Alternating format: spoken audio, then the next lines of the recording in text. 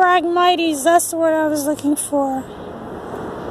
So I was saying that nettle almost spreads as badly as Phragmites. It doesn't. It doesn't. It's not as adaptable. It requires a little bit more moisture, I think. Phragmites can grow anywhere.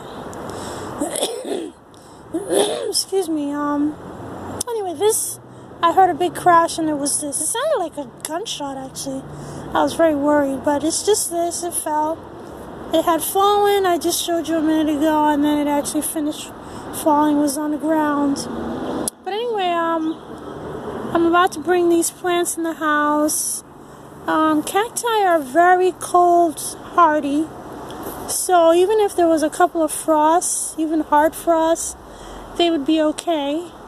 But you do have to bring them inside before it gets down to like, really hard, like 20s, deep into the 30s.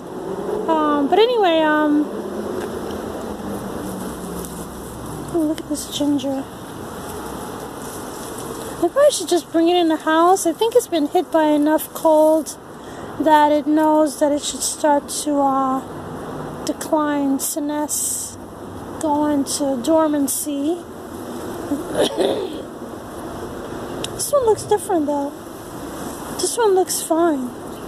This one is all wilty and looks like it's suffering a bit. Anyway, I had a big old agapanthus plant that I had in one pot, and I just divided it into these 5. I'm gonna give some of them away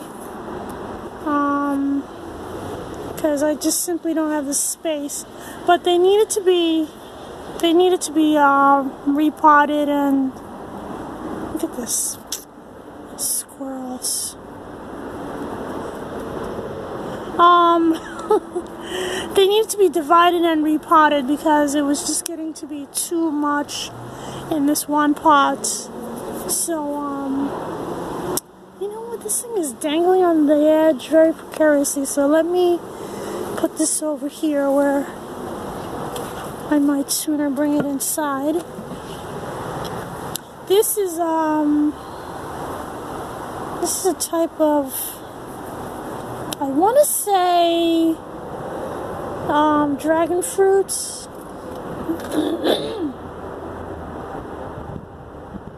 Yeah, I think so.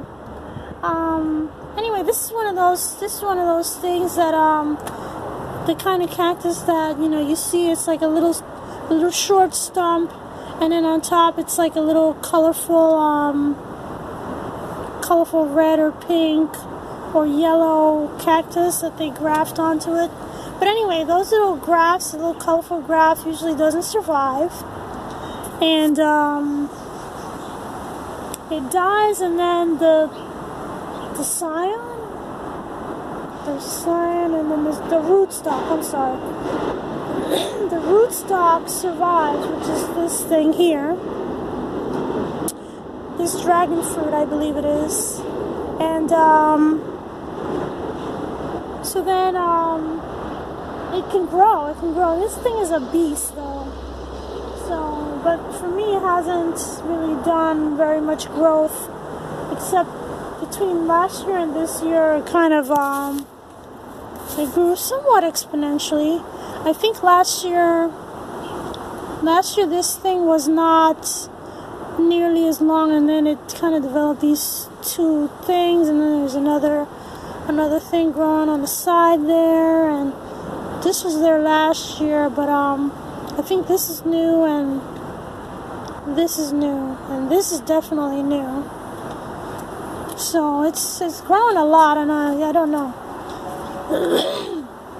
This is the kind of plant that if you don't keep it under control, it'll take over.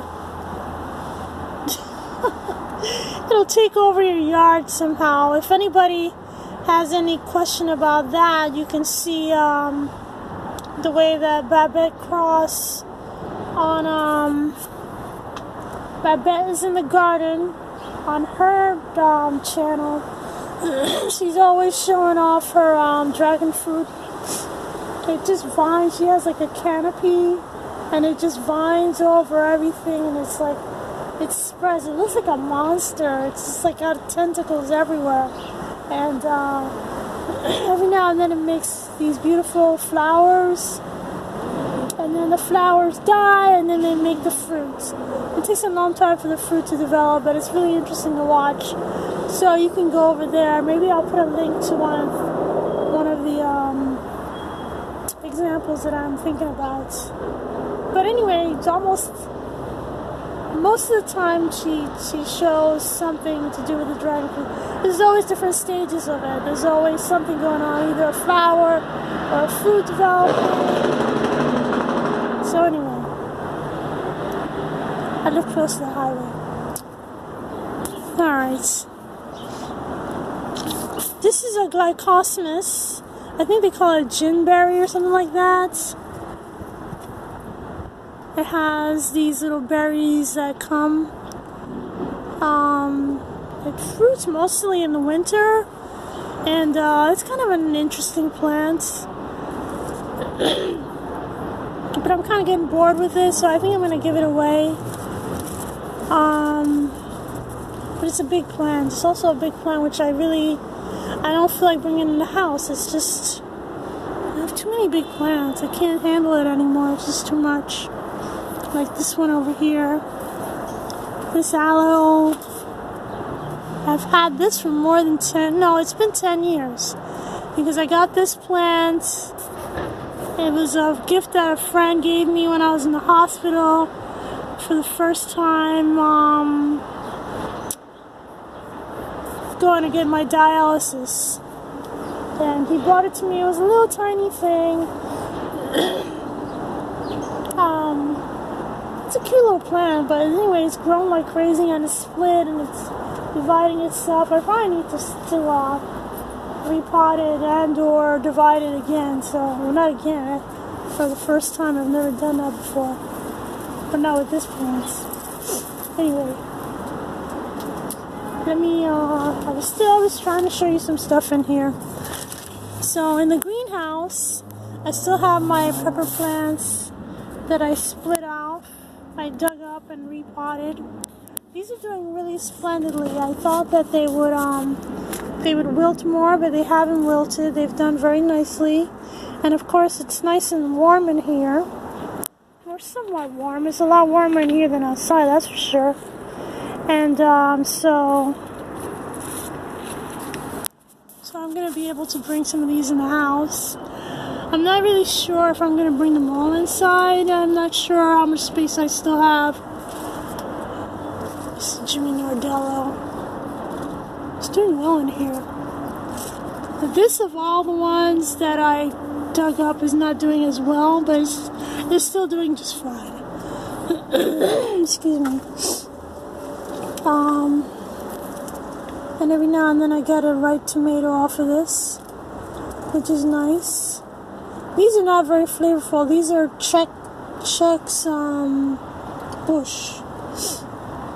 Czech Bush or Chex Bush. I think it goes by both names. And also, I think it's like a paste tomato, which I have noticed paste tomatoes don't always have a lot of good flavor, so they're mostly grown for making paste. So, but anyway, so it's not that flavorful, but it makes a good amount of decent size. Well, they're not there. This is about as big as they get. They get a little bigger sometimes, but oh yeah, here's a good size one.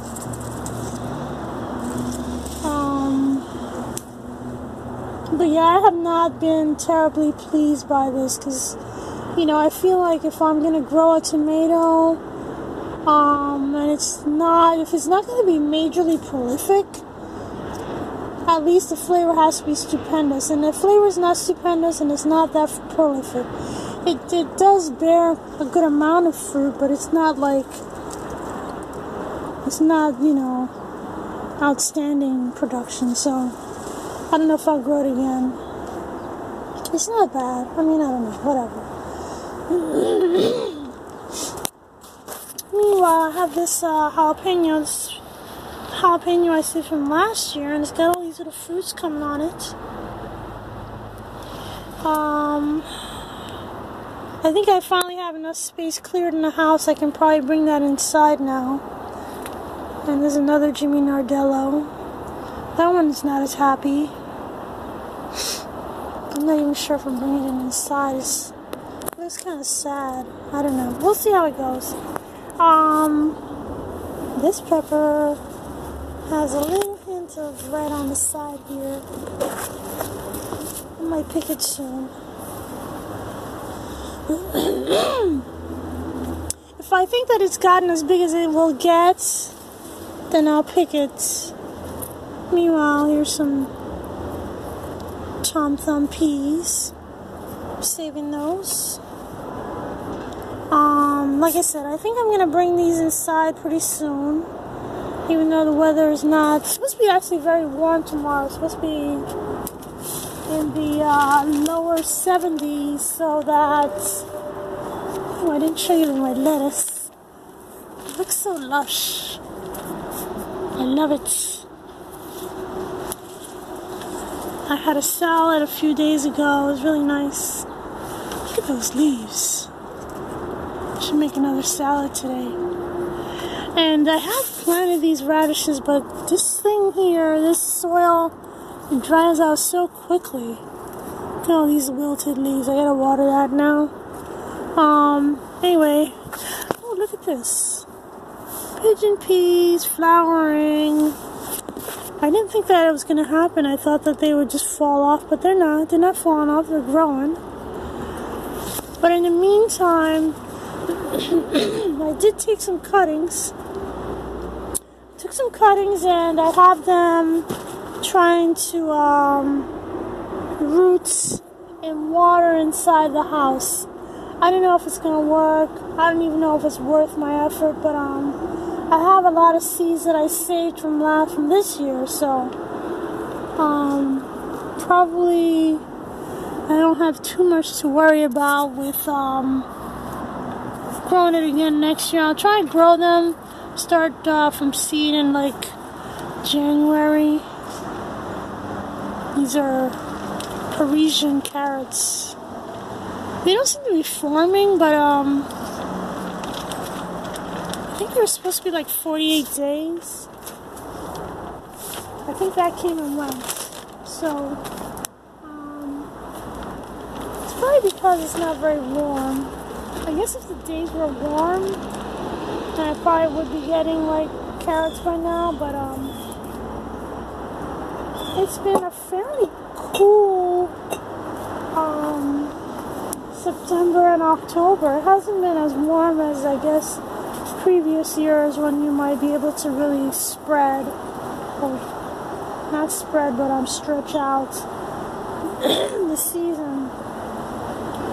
I mean, it's been okay. We haven't really had a proper frost yet, so